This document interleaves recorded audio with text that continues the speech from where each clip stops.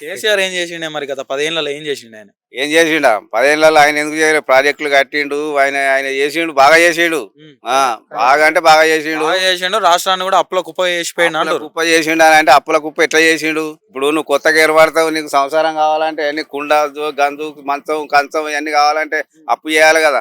మరి ఈయన కూడా మొన్ననే వచ్చిండు. ఈయన ఏం రెండేళ్ళు అయితే చేసిండు? ఈయన ఏం చేసిండు? 125 లక్షల కోట్లు అప్పు చేసిండు ఈయన రేవంత్ రెడ్డి. మరి ఈయన ఏం కట్టించిండు? ఎక్కడ ప్రాజెక్టులు కట్టిండు? ఈయన ఏం చేసిండు? ఎందుకు ఇంత అప్పు చేసిండు? ఆ? ఇక్కడ పింఛన్లు ఇస్తలేడు, ఆ? రైతు బంధు ఇస్తలేడు, రైతు రుణమాఫీ ఇస్తలేడు.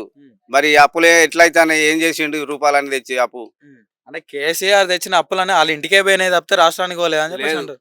వాళ్ళ ఇంటికి పోయిన వాళ్ళదే పెత్తనం నడుస్తుంది. ఆ తిరుపతి రెడ్డి వాళ్ళ రేవంత్ రెడ్డి అన్నగాడు ఆ అన్నదమ్ములదే అంతా వాళ్ళదే నడుస్తుంది. అంత ముఖ్యమంత్రి వాళ్ళు.